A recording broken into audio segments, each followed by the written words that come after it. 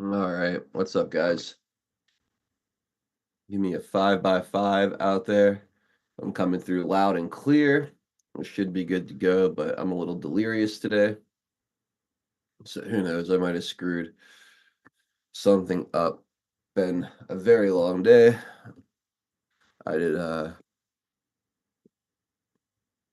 didn't have a chance to make my coffee before the show, so I'm struggling. I'm gonna need your energy out there in the chat to help pull me through as we cruise through this Tuesday broadcast. And I need to get everything set up here still. All right, where are we at? Here we go. All right. Yeah, it's good to be with you. I'll jump into chat, say hi. We'll do our shout outs like always, and then we'll start off the official broadcast in about 3 minutes or so. Over on D Live, nobody yet. All right. Well, over on Rumble, I see Joe Elaine doing her thing. Good to see you, Joe. Hope all is well. All right, let's see who's all in the comfy bunker up on Pilled. All right, Lightspear, Lance in there first. What's up, Floyd? Good to see you, man. Due diligence. Crack a cold one this Taco Tuesday. I don't know. Me and some buddies are attempting a sober October after what's been a hell of a summer. So I don't know if I'll be cracking any cold ones, but who knows? We'll see how long it lasts, right? D Richard, good to see you. Delia in the house. So far, Delia, it looks like we're doing more of a deplorable discussion, but we'll see how it goes. Good to see you out there. We got Facts Not Fear. Joe modding the chat. Thank you, Joe. Appreciate you as always. Patriot 714, Truth Teller 101, R. Harrell, HL Paco, Barb Robbins. What's up, guys? Good to see you. Dem Mommy Yo and Tweety52. What's up? What's up? Space Cookie, welcome. Pip's mom over in Wales, UK. Good to see you.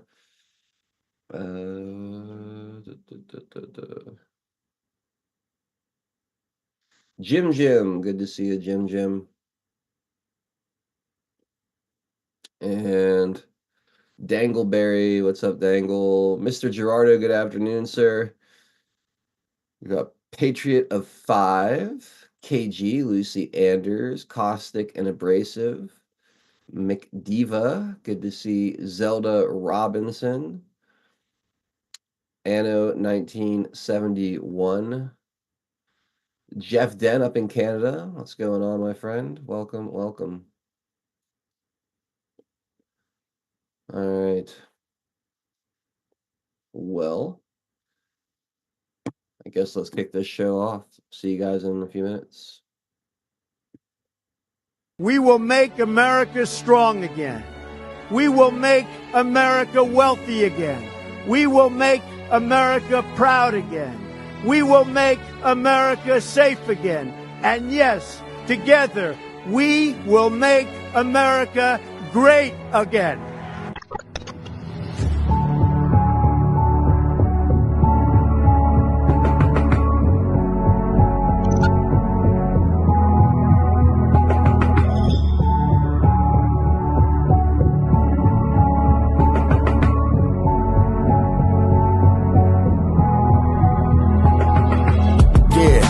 Y'all for tuning in, Patriots United, doing what we gotta do to win. We evicted the MS7, now we're moving in. And once we take over, we won't ever move again. Where we go on, we go all, I say it with pride. No, we won't run, we won't fall, we're right by your side. The demons have taken hold, but none of us will abide. Stand strong and stand bold, that's how we'll survive.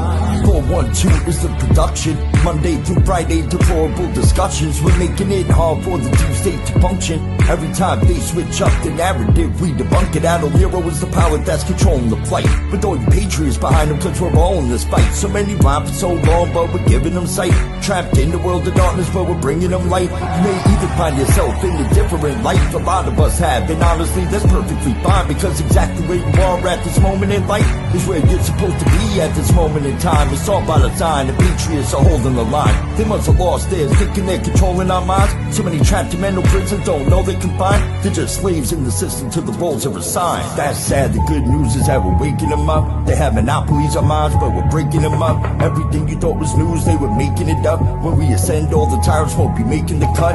Let them all burn in the hellscape they create.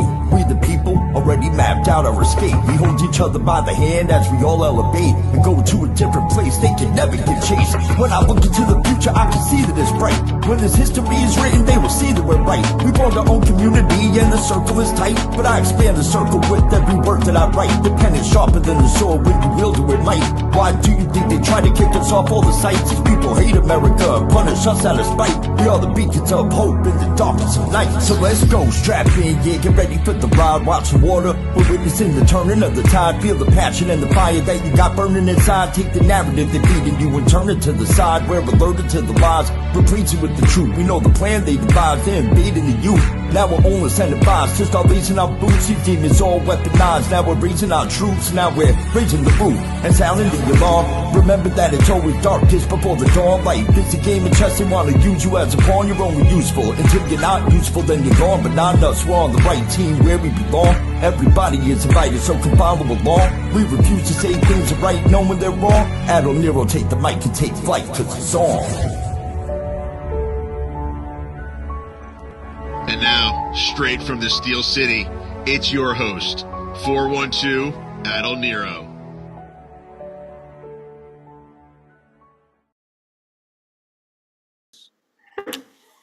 All right, what's up, guys? Hope you're all having a good Tuesday. Thank you for spending some of it with us here on Deplorable Discussions. My name is Adol Nero. We are kicking off the month of October, October 1st, 2024.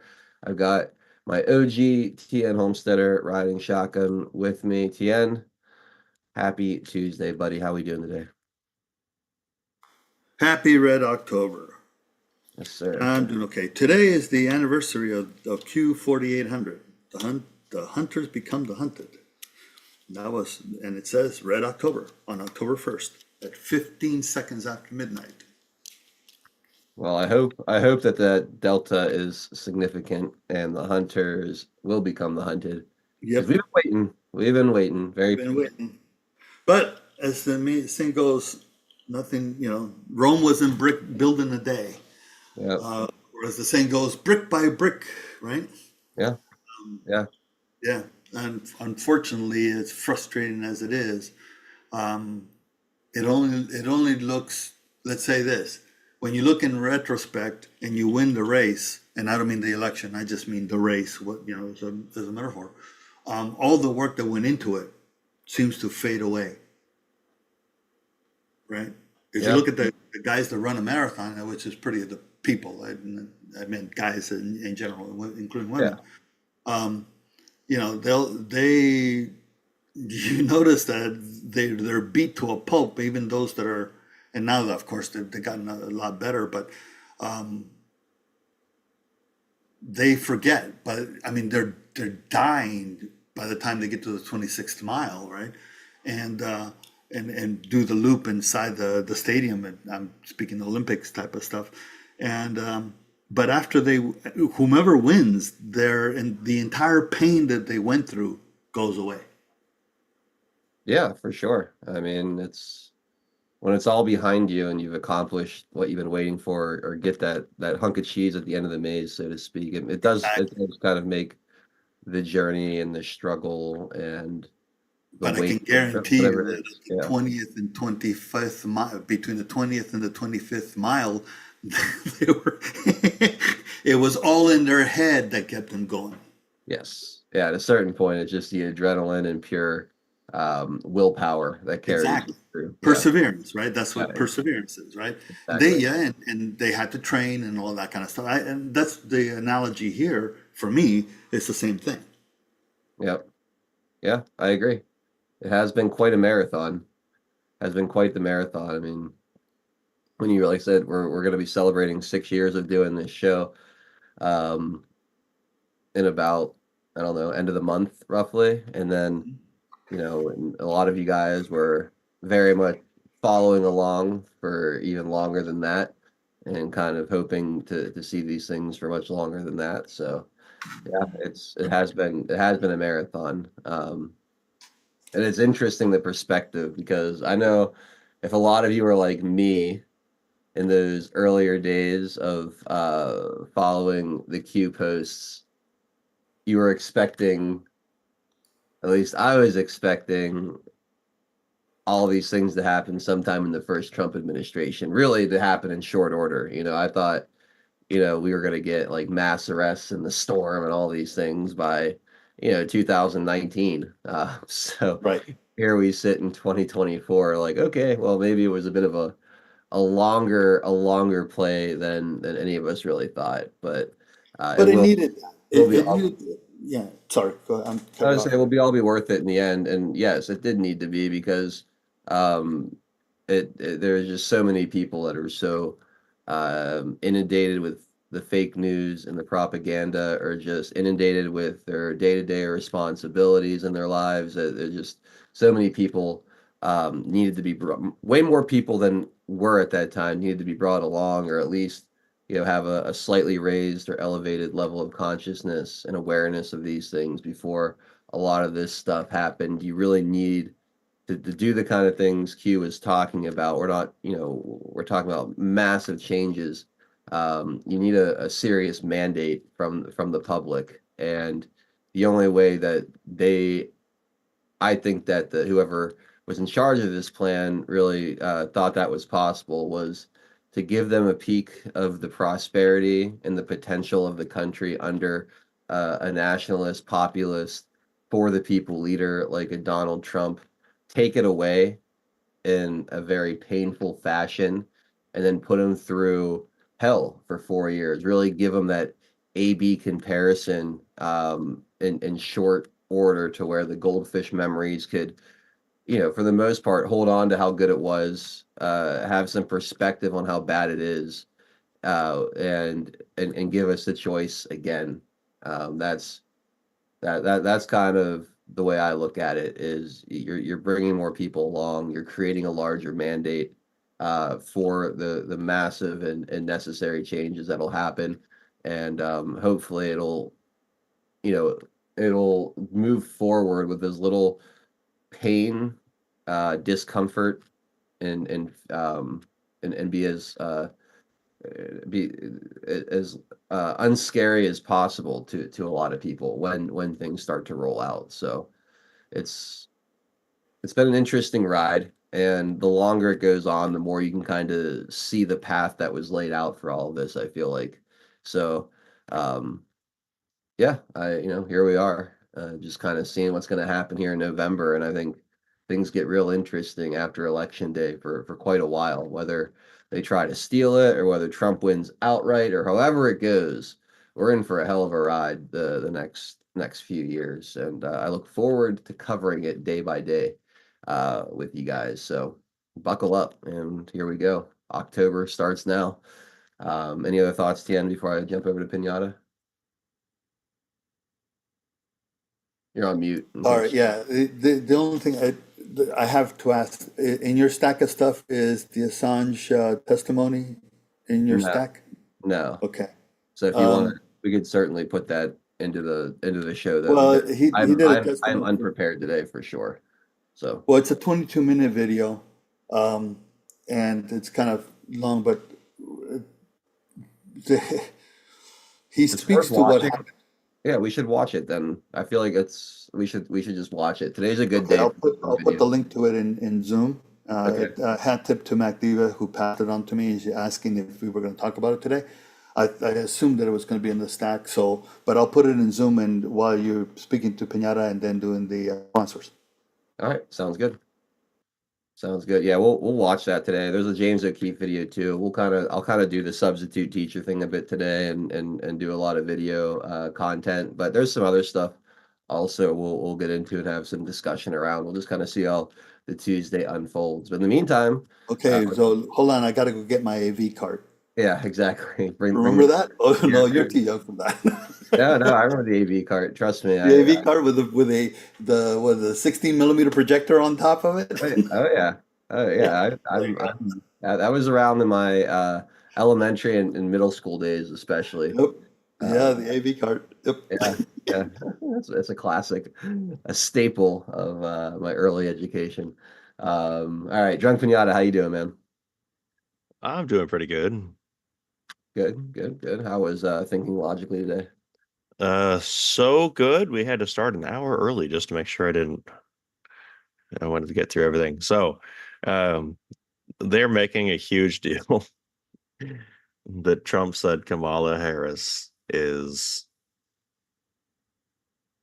mentally diminished, but he used the disabled word.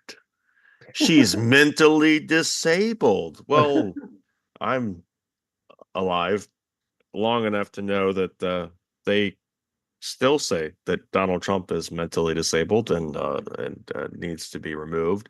So today we had an episode, a theme-centric episode, which happens occasionally from time to time, where we showcase their bullshit of the current thing and the hypocrisy of the things that they've been saying this entire time, and then how it's completely, obviously, hypocritical. But here's an example of what we did today. So he does that to shock us, right? To get us to say, look how reprehensible he is. But we're not showing you that for those reasons. I mean, it's exhibit number 10,000 of that, of his moral bankruptcy, as if we needed more proof of that. We're not showing it to you because he's crossed some new line, and it feels great about it, adding to his political resume that is now defined by his vile, often racist attacks, with particular venom that he stores up, and directs at Black women, as well as his long-standing disrespect toward all people with disabilities, a particularly loathsome trait of his. It's all true. It's not why we show it to you. We show it to you for this reason. Watch how the elected Republicans respond to what he said. So I bring this clip up here because the Republican establishment has finally figured out how to use some of the left's tactics against them, and they hate it. So what do? They don't answer the question, and they say, "I want to talk about policy. Why are we talking about this controversial thing that you're making controversial? Why don't we talk about this? Because what do the Democrats say? They've been doing this for years, and they can't stand that the Republicans are using their own media weapons against them." Check this out. the number 3 Republican in the House, Congressman Tom Emmer. Do you think Kamala Harris is mentally disabled? Do you approve of that kind of language? I think Kamala Harris is the wrong choice for America. Congressman, do you approve of that language? Do you approve of that language? Donald Trump calling her mentally disabled, mentally impaired. So you don't approve of that. You don't. I think we should stick to the issues. The issues are Donald Trump fixed it once. They broke it. He's going to fix it again. Okay, then let's. So I don't know, Tom Emmer. I think Trump should. I'm pretty sure he. I think Trump should own it.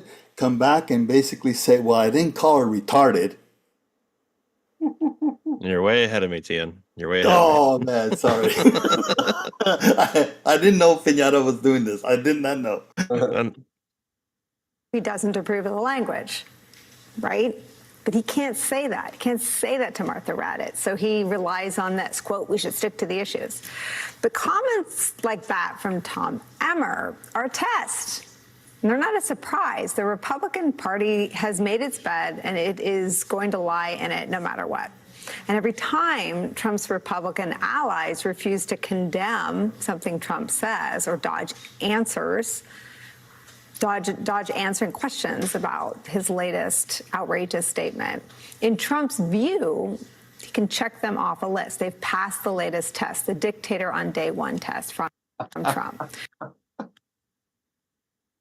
That is a dictatorship. So there is much that can be dismantled beyond national security that will affect each and every one of us throughout the United States and throughout the world, because the President of the United States is perceived as the guardian of the free world. Do you want to return to a period of vengeful impulsiveness and total chaos that is not only a threat to our national security abroad, but it's a threat to our personal freedoms at home?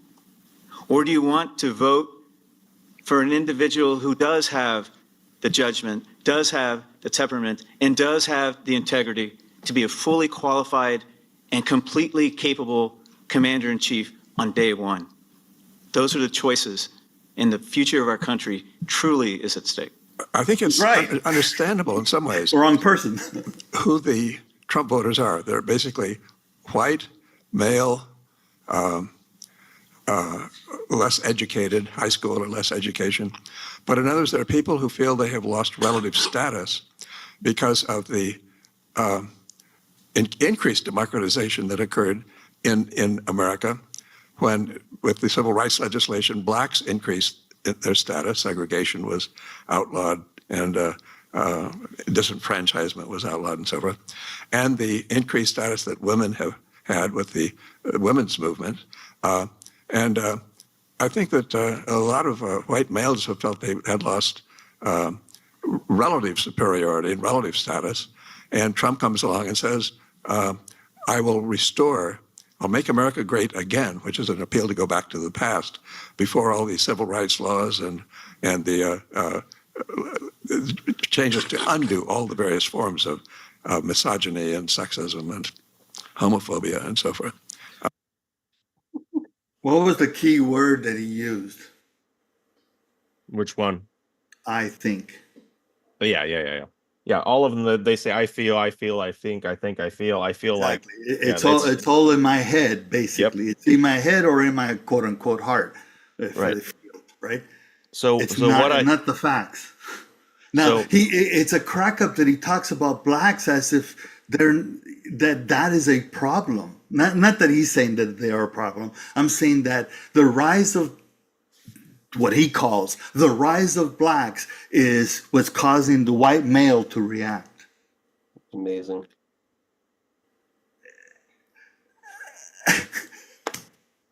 Yeah. So what I was getting, we white male, and I technically, as from I guess ethnicity perspective, or I guess I'm considered white. We white males.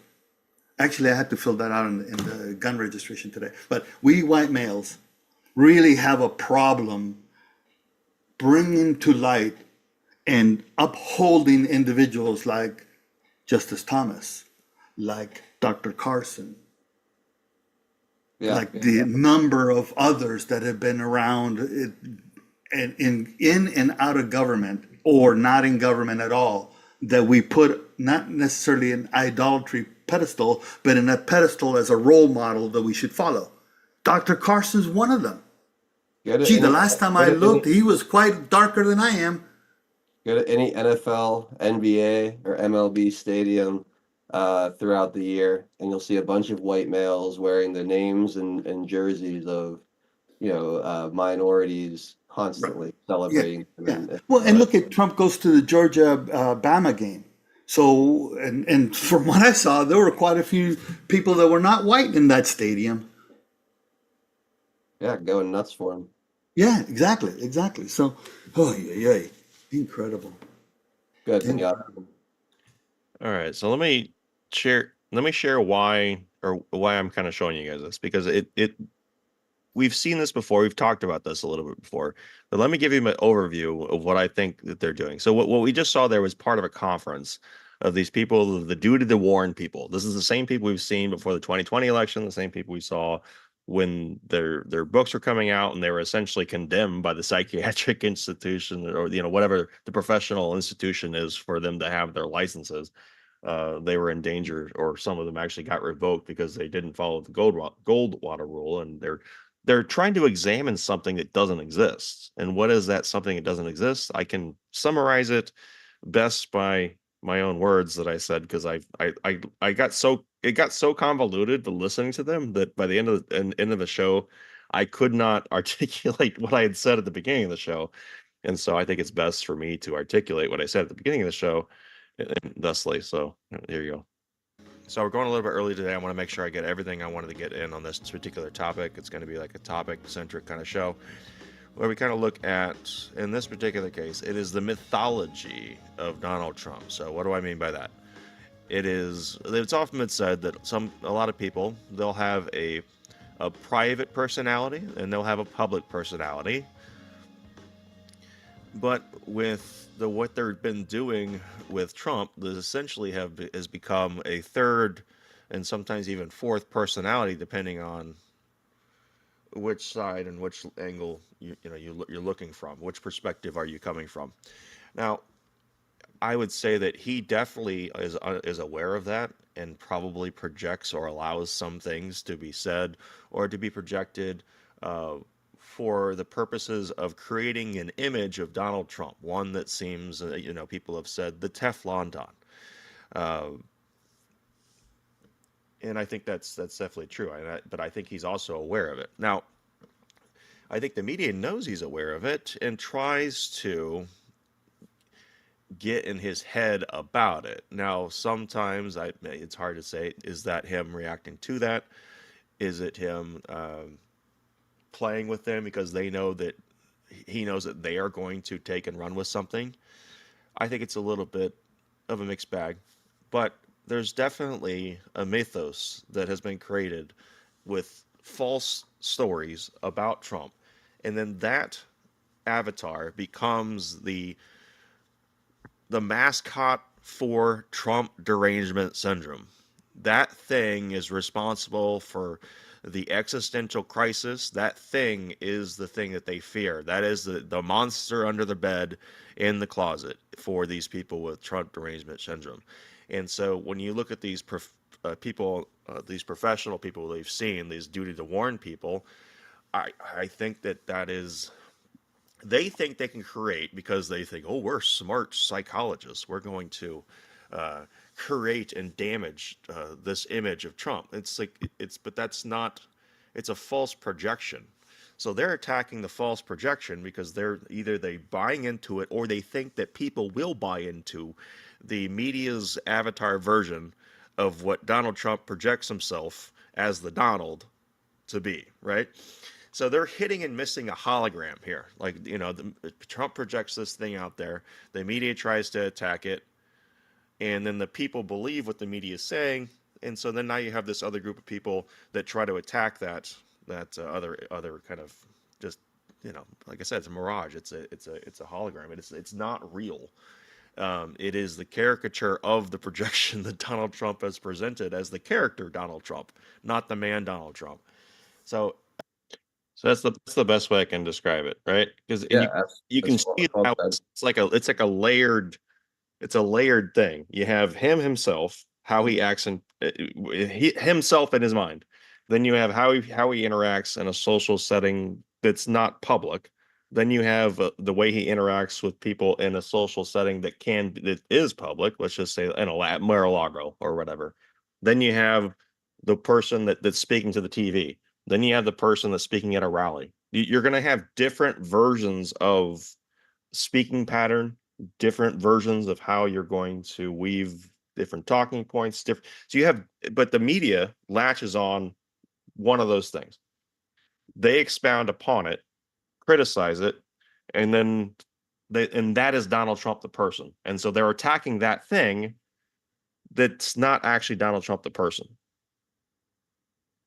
And so this is where this is so, I think this is where I'm starting to figure out, like, how people come so detached with their TDS and their Trump derangement syndrome, and how we can potentially reach them. So I'm trying to put more texture into really figuring out how, as Tia and I, we kind of go back and forth. I think I'm along with Tia on this one as far as these people can't be reached. But I guess maybe this is me desperately clinging to some hope that they can be reached, and I'm trying to figure out, okay, what are they actually criticizing? So today we tried to examine, like, what are they actually criticizing? And to me, it's this projection of Trump that he puts out there that the media has a caricature of, that's the thing that people are actually afraid of.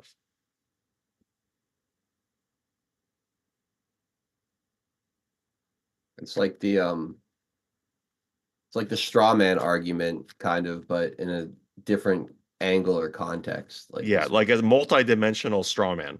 Yeah. Well, they have to do that to in essence, it's this COVID spike. Looking at it from that perspective, I don't mean to bring in COVID, but if you remember the renditions of the COVID virus, right? This, which is a regular SARS virus. Look, it's just a number of spikes. Well, if you look at it that way, from that perspective, that vision, this is what they need, because they need to have all this multifaceted ways to be able to get to the nucleus that is basically the avatar that Peñata was talking about, Trump. Because then all they have to do is say Trump, and it's the trigger. Yep. It's the bell to Pavlov's dog. Yeah. Yeah, it's absolutely. That's what they've been doing, right? All along. If you look back, the feed that they've been doing, ringing the bell. The feed that they were doing, ringing the bell. And now they're feeding some more and ringing the bell. But now they're just basically, whenever they want, just ring the bell. Sorry, just ring the bell. I'm snapping my fingers. Just ring the bell. And these people react. So the question is, like, how does that programming get broken when people are that It doesn't. When people are that emotionally, They're the ones that are there, Adel. They're the ones that are out there watching the screen, cheering for the chocolate ration increase. Yeah, it's definitely. I hate to believe that it's impossible to break that. Like, I feel like there's got to be some way to get through to some of these people, because there's some of them, yeah, but I think not to say because Q said it, but just take a percentage. 4 to 6%. Then they had to adjust it a little bit, but 4 to 6% are lost forever. Yeah, that's still hundreds of thousands of people. I mean, it's millions of people, and yeah, all over the place. I mean, and from the perspective of different places in the country, right? But so and the reason I bring that up, say it that way, is because it depends on who you run into. Is your perspective as to what it's like, right? Your circle, unless you're traveling the country and every nook and cranny, you really don't understand what is in your circle. Yeah. Right? And your circle in Pittsburgh is way different than my circle here in Eastern Tennessee. You don't say. Well, I mean, from that perspective, and I can guarantee you that even within Tennessee, my circle from Nashville circle is quite different. Yeah, way different. We're still talking Tennessee, right? You in Philadelphia, how different is it? Oh, I mean, Philly's very far gone. Right? So and that's the thing. It's like, I don't know. It's quite interesting what they've done, the mind job that they've done.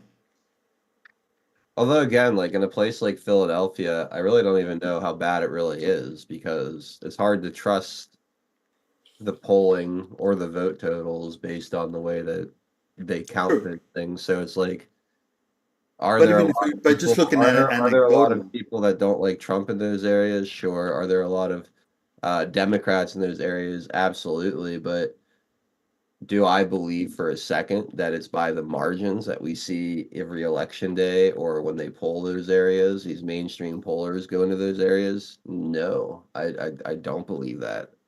I would even go as far as say it's probably a majority of Democrats in those areas. Fine. But is it 30-point different, or you know what I mean? I don't know.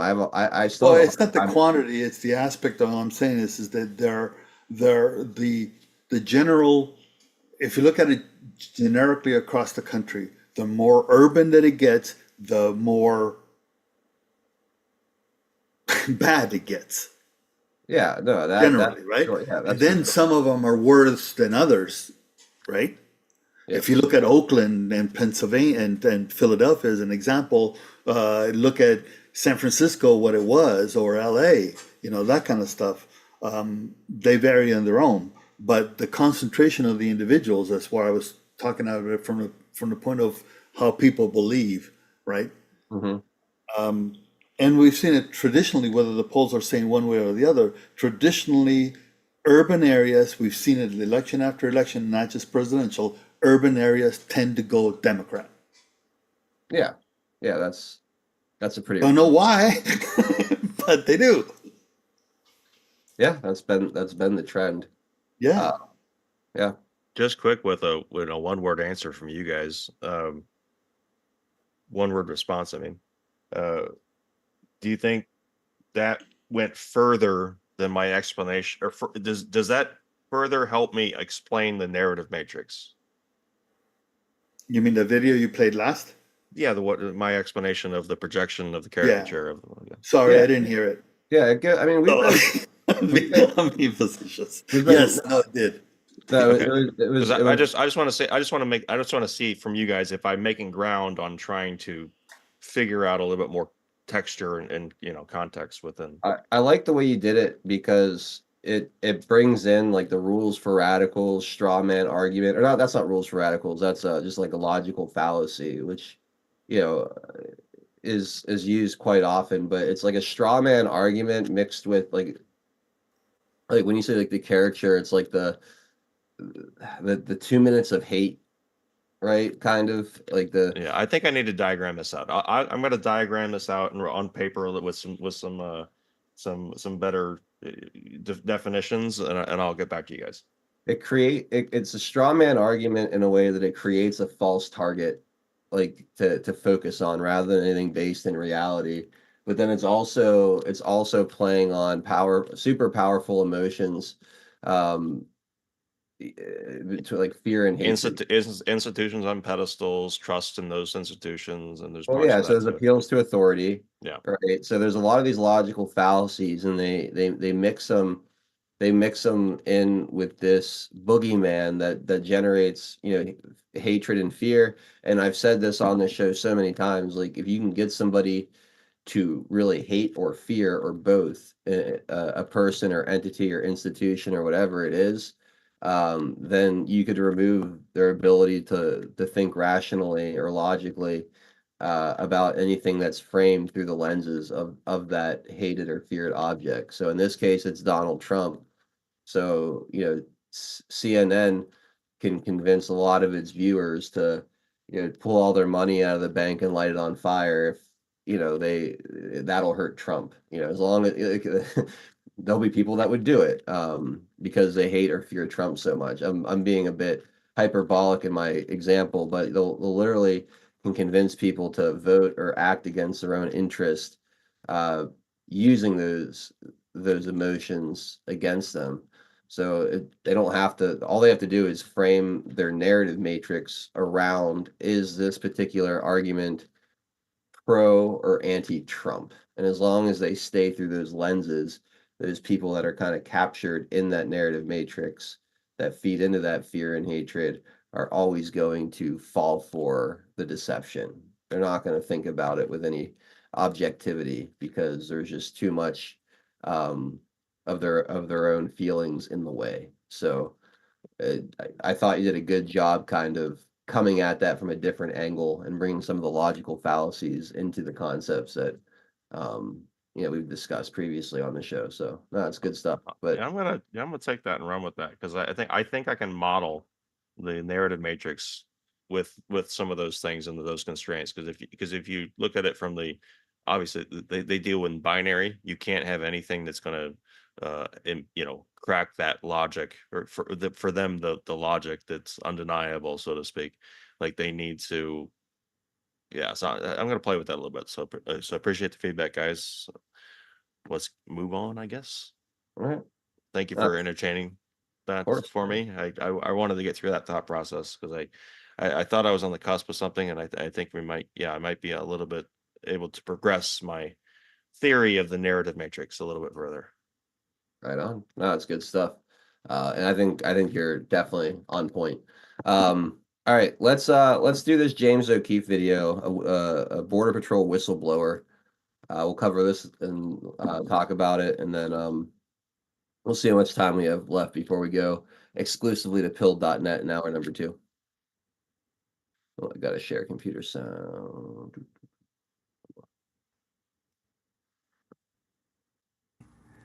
Is that when my granddaughter is old enough and she's in high school and she comes to me and says, Grandpa, Tata, Aaron, she says, what were you doing? Weren't you in the Border Patrol back then? I can look at her with a straight face and say, baby girl, I was trying. I tried. I fought and I tried. I did my best, and I don't fire me, Maybe they will. Maybe after this they will, you know, but my conscience will be clean. This could clear your conscience so you can live with yourself. Yeah, that's important. That's way more important than my pension. Wow. Border Patrol agent Aaron Vecchi has been in the Border Patrol for over 19 years in Tucson sector in Ajo, Arizona. He witnessed atrocities of immigrant children burning up in the desert heat under a makeshift canopy at the Border Patrol station at 150 North Highway in Ajo. He witnessed children freezing in the winter. He even captured never-before-seen videos that he provided to us, which we are publishing here. In the film Line in the Sand, coming out October 10th, a Border Patrol agent blows the whistle and made reference to people like Aaron, who get retaliated against for speaking up. And when agents speak up, they're buried by management. Buried by I management. know a few whistleblowers that got toasted. They try to do what's right, laughed at, ostracized. Really? Buried. Inspired by the actions of the Border Patrol agent in the film, Aaron decided to take us on location to his Border Patrol station, stand right outside the canopy, and while employed with only 9 months left before he receives his pension, to tell the American people the truth about the horrors he witnessed and why he's doing this. I've been a Border Patrol agent since 2005. I first got worried, I first felt compelled to file whistleblower complaints because I saw people being mistreated, or at least their rights being violated at the station. And where I first saw it was here underneath that canopy there. But it was just men, women, and children. They weren't segregated at all. They were freezing. It was at least 40 degrees. You got 50 Muslims, 50 Sikhs, 50 Christians, 50 whatever, and they're fighting over shade, and they're gonna have a mass casualty event inside our parking lot. I said this to the patrol agent in charge, begged him to get shade. I told him it's gonna be 115 degrees or 110 degrees easily by June. We're obviously violating their civil rights. There's court orders that say we can't keep these people like this, that we've got too many people in the building already. It sounds like this is a humanitarian issue. Yeah, I believe it. You're not coming from it from a political No, issues. not at all, not at all. But I realized after my supervisor, he told me if I don't put people in there, if I don't continue to overcrowd this facility, I would be guilty of dereliction of duty.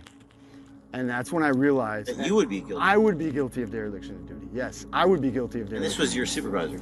Yes, that was even higher than a supervisor. That's middle management. He also brought it to the attention of OSC, Office of Special Counsel, and filled out these forms detailing wrongdoing. Ultimately, Aaron received a cease and desist letter asking him to stop talking about what he witnessed. I know that what they've been forcing us to do is wrong. I've believed that from the moment I first saw it, and them telling me when I asked them directly who's ordering this, and they can't tell me. They tell me it's coming from higher up. They tell me it's coming from sector, and I ask specifically, I want to know the name of the person who said I can violate this order that a judge ordered. We can't do this here. Who said that we can do this? And they refuse to answer. They will look at me like a deer caught in headlights, and they refuse. And they'll say, just get out there and do it, it's on us. They've had us take the jackets from breastfeeding women in 30, 40, 50 degree weather, whatever. They're shivering. They come from Ecuador. They come from equatorial regions of the world. It rains here in the wintertime. A lot of people don't know that, but it rains, and they'll be sleeping in the puddles. You know, you see it every day, every day. These women from Central America, they will be clinging. They'll hold their babies. They've got no strength left, and they're holding on to these children with every little bit just while they're talking to us. And they're so despondent. And we're despondent. We're wrecked. We're wrecked. It's 100 degrees at midnight. And we're wrecked. And management, nowhere to be found. I've not seen middle management down there. I personally haven't seen middle management down there one time. If you come in and shake the tree, you'll find bad fruit. There's stuff going on here. We stopped deterring. We completely surrendered the border. The cartels run the border down here. Here? Yes, absolutely. Right here? Absolutely. How does the cartel Operationally, we work as hard as they want us to work. If they have 1,000 bodies for us, as fast as they can bring us bodies, we pick them up as fast and we push them all into this parking lot. That's the orders pretty much. We can have 4 agents down there and we're just exhausted. The people are exhausted, and management will go bring a couple buses. Come on, we gotta go. And we're like, where are we taking them? We already got 600 people in this parking lot. You know, I would like to appeal to my partners to speak out. It kills me. It's been one of the biggest pains of my career to know that so many good men are sitting on the sidelines on this. They have pushed us around through fear, through browbeating us. They've ordered us to do stuff. I have watched more of my partners, I think, in this last couple years have relationship breakups. I think more have talked about issues with, quite frankly, drinking more than they have in a long time. I've seen my best friend cry, and I've never seen that before. Crying about this. About the humanitarian abuse? Yeah, just everything, the whole thing. I've had guys in that have as much time as I have in or close, and they've served in Afghanistan, and they just can't believe that they've served their country only to just watch the floodgates open. And they're like, what did I go serve for if we're just gonna do this stuff? And a lot of guys warn me, hey, Becky, you don't wanna do this now. You got your pension, you're gonna retire, just cruise, just coast, you know? I can't do that. This is wrong. This is wrong. When you have bureaucrats, when you have management can force law enforcement officers through threat of us losing our livelihoods, our homes, maybe our marriages, they can use that fear to coerce us into violating other people's rights or violating our oaths of office. If anybody who knows me knows I'm not doing this for fame and fortune. I've been on a bit of a warpath here with this. I'm really thoroughly disgusted by the behavior of management, quite frankly, and my agency right now. Quite frankly, it's the biggest threat facing our nation, in my opinion. Whether you're politically leaning left or politically leaning right, if you believe that there's some sort of totalitarian experience headed your way, I can tell you right now, bureaucrats are forcing law enforcement to violate laws, violate oaths of office, do things that are contrary to the American citizens' best interest, do things that are contrary to the best interests of these people coming here, you know? So, yeah, I'm not afraid. I'm not afraid. Why not? Because it's the right thing to do. If we let these bureaucrats force the enforcers, law enforcement, right? Essentially, we're the ones, they're gonna order us. If they can order us and tell us, go put your boot on the neck of those people. And wait, we're not supposed to be doing that. No, shut up and do it, or you're gonna lose your station in life. That's a dangerous place to be in for this country. No matter what side of the aisle you're on, that's a really bad spot to be in right now. And I don't want any part of it. And I just implore my partners, people to speak up and speak the truth if that's what they've been having us do.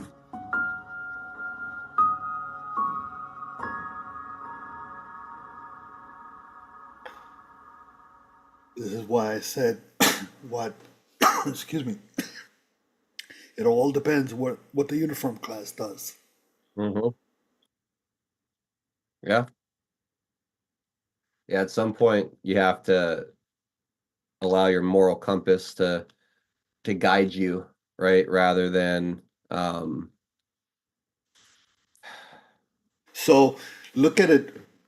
Okay, so yeah, you're absolutely right, Adel. And that's what I said. Remember, sorry, it all comes down to the individual, right? And that's why I keep saying it, where the uniform class goes. Because if you have the morals, let me rephrase that. If you believe that that's wrong, you're gonna, whatever it is, you're gonna react to it. The question is, to what degree are you willing to sacrifice? That's what it comes down to. That's what this guy was saying, 9 months away from his pension. But stepping back from this particular thing, this one was tugging at your heartstrings. And I don't mean that in a negative sense and a criticism. It definitely tugs at your heartstrings. And I think it's a setup again, I don't mean this negative, as set up by OMG to bring in the rest of the stuff, right? Get you in the emotionally invested, and then come in with some of the real stuff. Because here's to me the real stuff. Here's the guy at the line. You are fake news. What you're seeing is a system that's overwhelmed, right? The overwhelming, and when you pay attention when he says that he was talking about the cartels running it, the cartels are shoving 1,000 people a day, is what he was saying. We operate on 1,000 people a day, kind of thing, right? We react to what they're doing. Okay, that means that on this side of the fence, somebody's getting greased. Because if the cartels are shoving, whether it's through the NGOs or whatever, the last line is the cartels, whatever. If the cartels are shoving them that many, and that's just one location, and they're being treated essentially, if you've ever been to a cattle, feed cattle ranch, not a dairy or anything like that, or even a dairy, you'll see the cattle congregating, particularly if they're not necessarily free grazers. Okay, so that's what you're seeing right here. That means on this side of the fence, there's an assembly line for consuming that product. Yeah. And whether you talk about people from trafficking point of view, people from diluting the population point of view, people from overwhelming the system point of view, all of them put together, that's the product. And I think that's what this mic got. I think that's how O'Keefe is going to come back at it, because he can only tug at the heartstrings of feeling bad for these people, and you should feel bad. If this, what this guy was saying, that people are sitting there under a open Quonset hut type of thing, right, in the middle of winter and sleeping in water and stuff like that, they're being mistreated. Yeah. And now the question is, are they being mistreated on purpose? Or are they being mistreated because the system is just overwhelmed? If you look at it from that perspective that I'm looking at it, is an aspect in what this guy is saying. The upper management is shoving it down, basically let it happen because somebody is telling them up or there, this is the way it goes. Now, the system is being overwhelmed because if you look at it from our immigration perspective, come on, folks, 20 million, and I'm sure it's that number now. People are saying somewhere in the 8 million in 4 years. They're losing children at the rate of 193 per day on the number that they last published. And yeah, it is, and that's why they overwhelm the system, because when the system is overwhelmed, it makes it harder to prevent the child trafficking, the rat lines in general, whether all it's of it, yeah, exactly, or illegal weapons or any kind of contraband, living or and then the system. I mean, these people are not cataloged, and they're coming back. They're handed a ticket and say, "Hey, show up in a year or show up in 10 years, whatever that may be."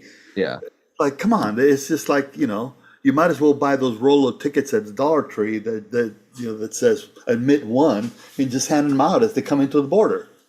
You might as well be at the carnival. Shit. Yeah, no, you're absolutely right. It's a disgrace what's happening at the southern border, and yeah, the way they're incentivizing people to come up, the way that they're treating people when they get here, just the whole thing is built to fail and cause hardship. It's really unfortunate. And the question is going to be the reaction that people have, because you have part of me feels really bad for these people. I don't know the circumstance of what brought them across the border, so I can't say that they came in for malicious purposes or they just wanted an out from wherever they're at now. And so I can't look at it from that perspective and try to judge the individual. But I'm looking at it and going, people are benefiting from the suffering of others because they suffer. These people are suffering the entire line. They're being used, like I said, as cattle. Yeah, they're being baited. Hey, come north, come across the border, free stuff. They'll take care of you. You'll live the life, better opportunity. Yeah, who, and I mean, I don't have laws any at the idea. border aren't strict. You'll get right in. It's not a problem. They'll hand you money. They'll hand you food. They'll hand you lodging. They'll hand you medical. They'll hand you everything because that's what they're being handed. They'll hand you a ticket to go anywhere you want. Oh, by the way, you don't even have to walk over there anymore. You can now fly directly from Tegucigalpa if you want to. I just picked that one off because I like saying Tegucigalpa. So that's all. Real fast. Shout out to Liana Wilbert and Sean and On, both rated the channel today. I really appreciate that, guys. Thank you for sending your folks in. Welcome everybody popping in on over from Sean and On's stream. And it's great to have you all aboard. And again, thank you to Liana Wilbert as well, who rated us towards the beginning of the show. I just totally forgot to mention it. So if you're still out there, Liana, thank you very, very much for that. All right, and then speaking of the border, I had this here too, to kind of feed off that a little bit, but not directly related. But Kamala Harris torched for wearing $62,000 Tiffany necklace during border visit photo op. So Miss Middle Class, right? I'm a middle class girl. I worked at McDonald's. I was born in a middle class family. Yeah, I'm wearing a necklace that's more than the average household income, worth more than the average yearly household income as I visit the border. These people couldn't be more tone deaf and out of touch, and just absolutely disgusting. And they'll go after Trump for his limited edition shoes or the watches or whatever, the $100,000 watches. The thing is, like, we all knew Trump was a billionaire. Like, he doesn't pretend to be not a billionaire. No. Like, he's very real about who he is, where he comes from, and what he is. He's honest about that. He doesn't make it up. Whereas Kamala Harris, Are you offended at his products that he's been offering lately? why would I be offended? Are you offended at his products that he's been offering lately? No. Have you purchased any of his products lately? No. Okay, then who gives a shit? Like, as far like they were like, oh my god, these people are so gullible. They're gonna just buy. They're just gonna throw their life savings. Oh, he's grifting off of blah blah. Can you believe these people are giving $5? It's like they can't shut up about the fact that just people are Yeah, but they don't have a problem if a guy that can't afford a meal buys $300 pair of shoes because player X is wearing them. Or something because artist X or Z, and I don't mean that from any initial or name perspective. I'm just saying because they're wearing it. They don't have a problem with that, and Trump's just selling it. You don't have to buy it. Is to put to Pinata's question, the point of Pinata's question. It's your choice. I don't buy it. Have I bought Trump stuff, paraphernalia, hat and stuff? Yeah, sure. Did I buy his Trump coin? No, because I already have a coin. So I don't need more. I don't need it, right? But anyways, yeah. To your point, it's like it's a crack up. Hey, and by the way, the guy lost $1 billion the 4 years he's in. He's got to sell product to be able to recoup it. Yeah, right. Like, I would imagine that he sees it, and anyone who participates in that sees it as for what it is. A fundraiser. Yep, exactly. I don't think anyone's getting duped on this stuff.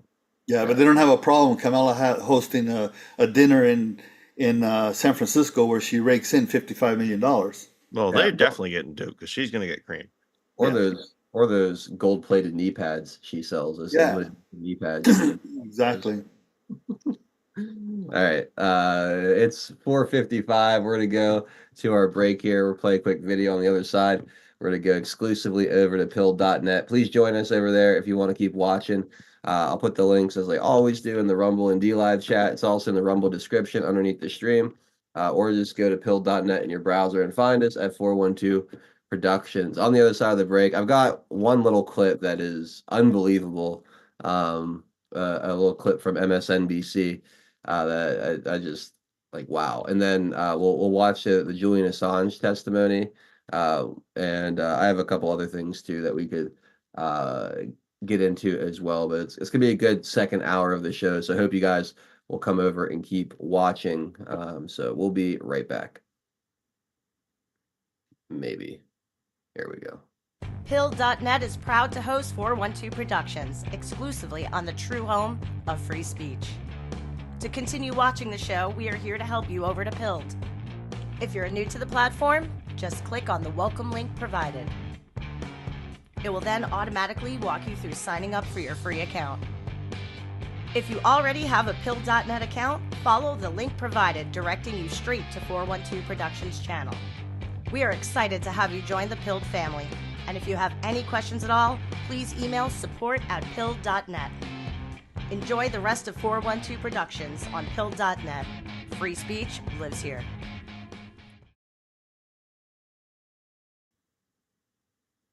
All right. As always, big thank you to everyone out there hanging out with us over on Pilled for hour number 2.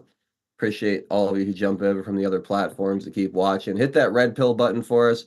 Repost the show, share the link, all that good stuff as we carry on into the 5 o'clock hour. Those of you that aren't going to jump over, that are saying goodbye for the afternoon, I hope you all have a wonderful rest of your Tuesday night and come back tomorrow. We'll be back at 4 p.m. for another Deplorable discussions. We might have Daddy Dragon on. I'll have to see. I'll have to see if he's going to be joining or not. But either way, it's going to be a good show tomorrow. And then Thursday's taking it back. We'll wrap up the week on Friday. But yeah, pill.net at 412 Productions. We've got another hour to go here. Hope to see you over there. Otherwise, have